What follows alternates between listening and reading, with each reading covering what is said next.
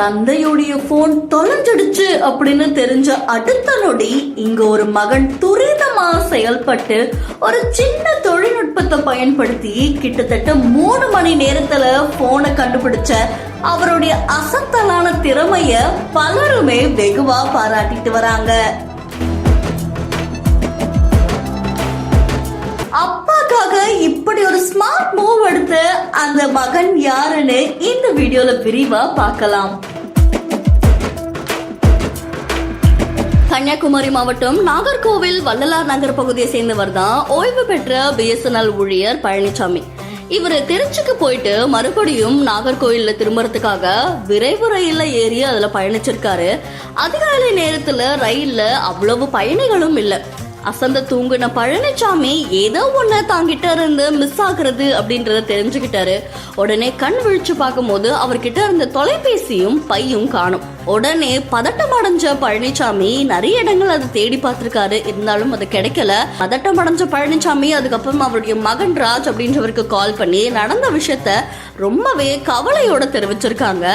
இதை சுதாரிச்சுக்கிட்டு அவருடைய மகன் என்ன பண்ணிருக்காங்கன்னா உடனே கூகுள் மேப் வசதிகளை கொண்டு அந்த மொபைலை தேட ஆரம்பிச்சிருக்காங்க.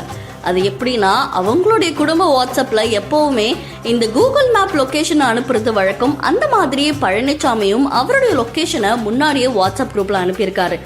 அதுக்கப்புறமா மொபைல் போனையும் பையையும் திருடின அந்த திருடர் நாகர்கோவில் ரயில் நிலையத்துக்கு வந்தது தெரிய வந்திருக்கு. அப்ப அவங்களை தேட முயற்சி பண்ணிருக்காங்க.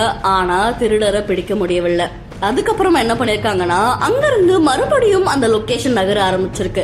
அப்போ ரயில் நிலையத்துக்கு வந்த அந்த திருடரு அங்கிருந்து அரசு பேருந்து ஒண்ணுல ஏறி மறுபடியும் பயணிக்க ஆரம்பிச்சு தெரிய வந்திருக்கு. கடைசியா இவங்களுடைய மொபைல் லொகேஷன் நாகர்கோவில் அண்ணா பேருந்து நிலையத்துல நின்று இருக்கு. இதை தொடர்ந்து பழனிசாமியுடைய மகன் ராஜ் பகவத்தும் அவருடைய நண்பர்களும் நாகர்கோவில் அண்ணா பேருந்து நிலையத்துக்கு போய் அப்போ அங்க இருந்த ஒரு நபர் மட்டும் சந்தேகத்துக்கு உட்படுற மாதிரி நின்றுட்டு இருந்தாரு.